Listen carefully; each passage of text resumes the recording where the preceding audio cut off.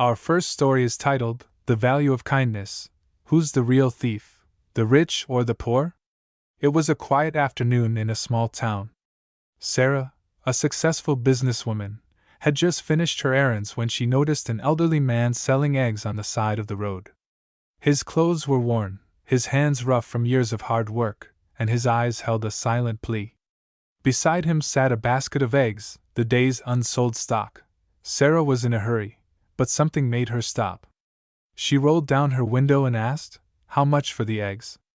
The old man, John, looked up slowly and replied, $5 for dozen, ma'am." Sarah frowned. $5 for a dozen? I'll take 2 dozen for $5, or I'll just move on. John hesitated. He hadn't sold a single egg all day, and his rent was due. His wife, Linda, who had been unwell for weeks, was waiting at home. Every penny he earned went towards her medicine and their survival. With a sigh, he said, "Take them, ma'am, at the price you want. I need to sell something today." Sarah smiled, feeling as though she'd won a small victory. She handed him the money, took the eggs, and drove off, not giving John a second thought. To her, it was just another transaction, a good deal. But to John, it was a reminder of the struggle he faced daily just to survive. Sarah met her friend, Emily, at a luxurious restaurant. The two of them laughed and chatted over plates of gourmet food. They ordered more than they could eat, leaving several dishes barely touched. When the bill arrived, it came to $140. Without a second thought, Sarah handed over $150 and said to the restaurant owner, "Keep the change." To the restaurant owner, this gesture was common. People with money often tipped well, even when the service didn't need it. For Sarah, it felt good, like an act of generosity. As she drove home, her mind briefly drifted back to the old man she'd bargained with. She thought about how she'd haggled over a few dollars with someone who clearly needed it more than she did. But the thought passed as quickly as it came. Meanwhile, John returned home to his small, rundown house. He handed the little money he made to his wife, Linda, who lay in bed with a weak smile. "I'm sorry, dear," he said, sitting beside her. "It wasn't much today. People are in a rush, always wanting a better deal." Linda gently took his hand. "Don't worry, John. We'll get by, as we always do. You've done your best." That night, Sarah sat in her large home, thinking about her day. The laughter with her friend, the fancy meal, the feeling of success. But something nagged at her. The image of the old man selling eggs lingered in her mind. She tried to shake it off, telling herself she had every right to bargain.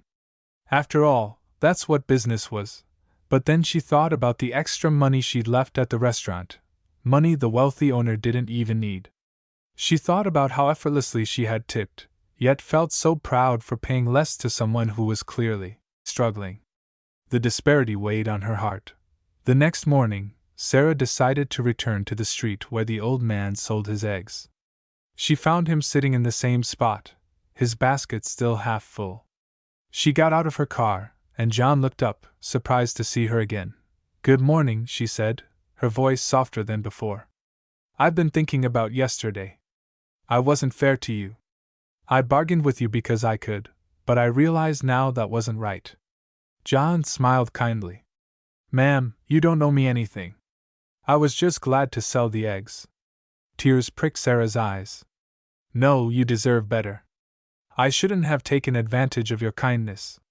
She pulled out a $50 bill and placed it in his hand. "Please take this. It's not just for the eggs. It's for the hard work you do every day. You matter." John's hands trembled as he accepted the money, his voice catching as he said, "Thank you. You don't know how much this means to me and my wife." Sarah smiled through her tears. "Take care of yourself, and please, don't let anyone make you feel less than what you're worth." As Sarah walked back to her car, she felt a sense of peace. For the first time in a long while, she realized what true generosity looked like. It wasn't about tipping extra in fancy restaurants or spending money on things that didn't matter. It was about seeing people, really seeing them, and recognizing their worth. In a world where we're quick to show generosity to those who don't need it, let's not forget to extend kindness to those who do. True wealth is found in how we treat others, especially those who are struggling. The real thieves are not the poor but those who withhold empathy from those who need it most. I hope this story touched your heart as much as it did mine. If it resonated with you, please stay with us and watch the video till the end. Don't forget to like and share it with your friends and family, and make sure to subscribe to the channel for more heartfelt stories. Thank you so much for watching. Our second story is titled, A Smile That Saved a Life, The Power of Kindness. In a small, bustling town, there was a man named Jack who worked at an ice manufacturing plant. His job, like many others, was routine and physically demanding. Day after day, he went about his work without much thought, but there was something unique about Jack that made him stand out to a few people, though he didn't realize it at the time. Every day, as he entered and exited the factory, Jack would greet everyone he passed with a warm smile and a friendly hello, especially to Sam, the factory's security guard. Sam had been working at the plant for over 20 years. While most people walked by him without a second glance, Jack was one of the few who took a moment to acknowledge him. Their interactions were simple, small talk about the weather, family, or a quick "how's your day going?" But these little moments meant the world to Sam. One Friday evening, as the workday was coming to a close, Jack decided to take one last look around the refrigerated area of the plant. Unbeknownst to him, while he was inside the freezing chamber, the heavy door accidentally closed behind him, locking him inside. The factory was winding down, and most of the workers were heading home, eager to start their weekend. No one noticed that Jack was missing. Inside the freezing chamber, the temperature dropped rapidly, and Jack realized the gravity of his situation. Trapped in the cold, he had no way to call for help, and with everyone leaving, he knew it would be hours before anyone returned. His body was already starting to feel the effects of the freezing temperature. Panic set in as he began to shiver uncontrollably, and the thought of freezing to death filled his mind. As the minutes turned into hours, Jack's thoughts turned inward. He began to think about his life, his family, and the things he might never get the chance to do again. In that desperate moment, he whispered a prayer, asking for help and forgiveness. He reflected on the good he had tried to do in his life, hoping that maybe, just maybe, someone might notice he was missing before it was too late. Outside, as the last few workers left for the day, Sam was preparing to lock up the factory for the weekend. But something didn't feel right. Every day, without fail, Jack would always wave and say goodbye as he left. But tonight there had been no goodbye, no smile, no quick conversation. Sam paused, the quiet nagging at him. He couldn't shake the feeling that something was wrong. Driven by instinct, Sam decided to check the factory one last time.